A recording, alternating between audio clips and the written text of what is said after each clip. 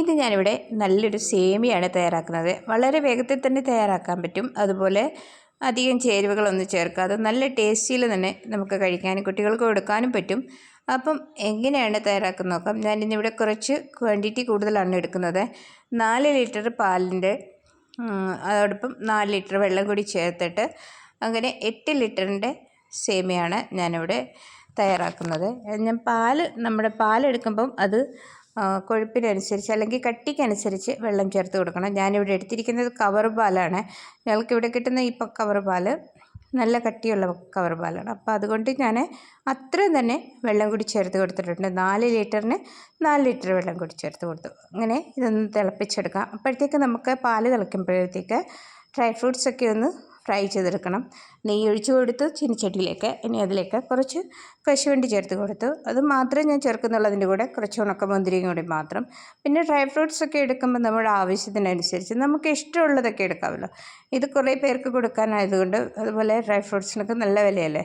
അപ്പോൾ നമുക്ക് സാധാരണ രീതിയിൽ തയ്യാറാക്കി കൊടുക്കാനായിട്ട് നല്ല ടേസ്റ്റിയാണെന്നാലും കുഴപ്പമില്ല, നല്ല ടേസ്റ്റോടെ തന്നെ കഴിക്കാൻ പറ്റും. അങ്ങനെ ഞാൻ അത് കശുവണ്ടിയും മുന്തിരിങ്ങയും കൂടി ഒന്ന് ഫ്രൈ ചെയ്തെടുത്തിട്ടുണ്ട്. ഇനി ഇതൊന്ന് കോരി മാറ്റാം.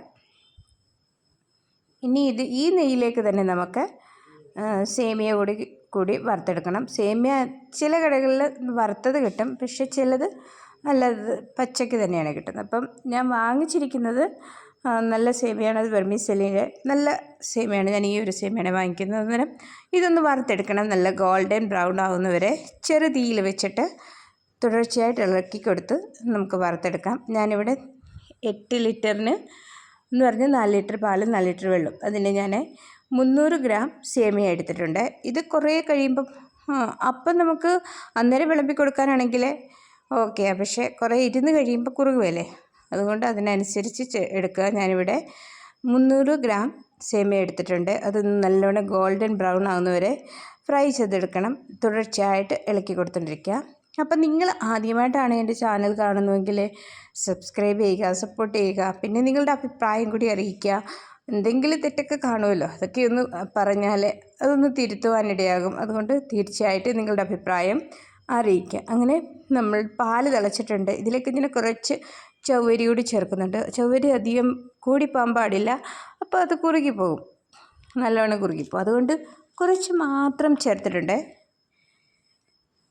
ഇനി അതൊന്ന് തുടർച്ചയായി ഇളക്കി കൊടുത്ത് അതൊന്ന് വേകുന്നവരെ നമുക്കൊന്ന് വെയിറ്റ് ചെയ്യണം.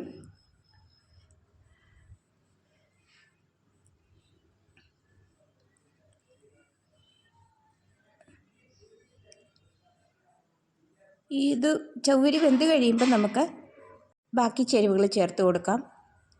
ഇനി ഞാനിവിടെ ഏലക്കയാണ് ചേർക്കുന്നത്. ഏലക്കയും പഞ്ചസാരയും കൂടെ പൊടിച്ച് ചേർത്തിട്ടുണ്ട്. ഏലക്ക ഞാനിവിടെ ഒരു 15 ഏലക്ക ചേർത്തു.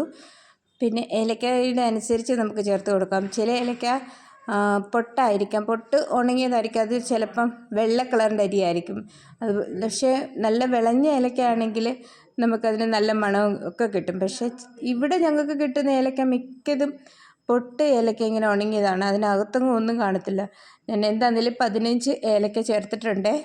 അപ്പം തൊലി കളഞ്ഞിട്ടും ഉണ്ട്, കുറേയാണ് ഞാൻ തൊലി കളയാന്ന് വെച്ചാൽ. അതുകൊണ്ടാണ് ഈ പച്ച കളർ കാണുന്നത്.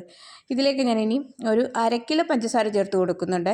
1/2 കിലോ പഞ്ചസാര ചേർത്ത് കൊടുത്ത് ഒന്ന് ഇളക്കി നോക്കുമ്പോട്ട് മധുരം ഇല്ലായെന്നുണ്ടെങ്കിൽ നമുക്ക് കുറച്ചുകൂടി ചേർത്ത് കൊടുക്കാം. പിന്നെ നമ്മൾ വീട്ടിൽ കഴിക്കാനല്ലേ ഇത്, പലർക്കും കൊടുക്കാനുള്ളത്. അന്നേരം അപ്പം ഷുഗർ പേഷ്യൻസൊക്കെ കാണുമല്ലോ. അന്നേരം നമ്മൾ മീഡിയം മധുരമായിട്ട് മാത്രമാണ് കൊടുക്കുന്നത്. എനിക്ക് മധുരം തീരെ കുറവായി തോന്നിയത് കൊണ്ട് ഞാൻ പിന്നെയും ഒരു ഗ്ലാസ് എന്ന് പറഞ്ഞാൽ 1/4 കിലോ എന്ന് തോന്നുന്നു അത് ചേർത്ത് കൊടുത്തിട്ടുണ്ട്.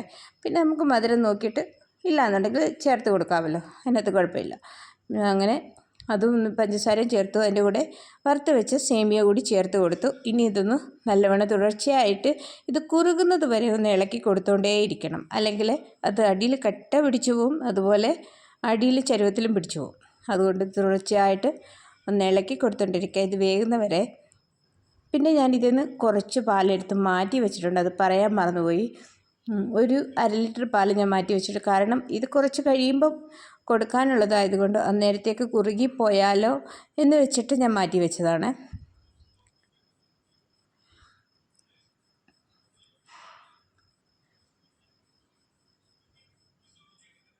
ഇനി ഇത് ഒന്ന് വേകുന്ന വരെ നമ്മൾ തുടർച്ചയായി ഇളക്കി കൊടുത്തു. ഈ ഒരു രീതിയിൽ ഇവിടെ ഇത്രയും ലൂസായിട്ട് തന്നെ ഞാൻ ഇതവണിയും മാറ്റി. ഇനി ഞാൻ വേവിക്കുന്നില്ല, ഇത്രയും തന്നെ മതി. ഇനി ഇതിലേക്ക് ഡ്രൈ ഫ്രൂട്ട്സ് ചേർത്ത് കൊടുത്തിട്ടുണ്ട്. അതിനോടൊപ്പം തന്നെ ഞാൻ കുറച്ച് ഉണക്ക ഈന്തപ്പഴം അതുകൂടി ചേർത്തിട്ടുണ്ട്. അതും നല്ല ടേസ്റ്റ് അല്ലേ, അപ്പോൾ അതുകൂടി ചേർത്തിട്ടുണ്ട്. അതിൻ്റെ കൂടെ മധുരം ആകുമ്പോൾ നല്ല സൂപ്പറായിരിക്കും.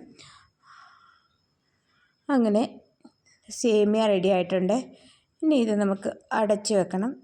ഇനി കൊടുക്കാൻ നേരത്ത് ഇത് നല്ല സൂപ്പറായിട്ട് കിട്ടും. അങ്ങനെ ഇത് 2 മണിക്കൂർ കഴിഞ്ഞപ്പം നല്ല കുറുകി എടുത്തിട്ടുണ്ട്. ഇനി ഇത് നമുക്ക് വിളമ്പിയാൽ മാത്രം മതി, നല്ല ടേസ്റ്റോടു കൂടി. ഒട്ടും കുറുകിയിട്ടില്ല, ഞാൻ വീണ്ടും പാൽ ചേർത്തതുമില്ല. അപ്പം ഞാൻ എടുത്തത് ഒക്കെ കറക്റ്റായിരുന്നു. നിങ്ങൾക്ക് തീർച്ചയായിട്ടും ഇഷ്ടപ്പെടാൻ നിങ്ങളിതുപോലെ തയ്യാറാക്കി നോക്കുക. സേമിയ തയ്യാറാക്കാൻ എല്ലാവർക്കും അറിയാം, പക്ഷേ ഇച്ചിരി കൂടുതൽ അളവിൽ തയ്യാറാക്കിയപ്പോൾ ഞാനൊന്ന് വീഡിയോ എടുത്തു എന്ന് മാത്രമേ ഉള്ളൂ. അങ്ങനെ ഞാൻ സേമിയയൊക്കെ ഒന്ന് എടുത്തിട്ടുണ്ട് എല്ലാവർക്കും കൊടുക്കാനായിട്ട്. അപ്പോൾ ഇതുപോലെ ചെറിയ വീഡിയോയുമായി അടുത്ത വീഡിയോയിൽ കാണാം. ഓക്കേ.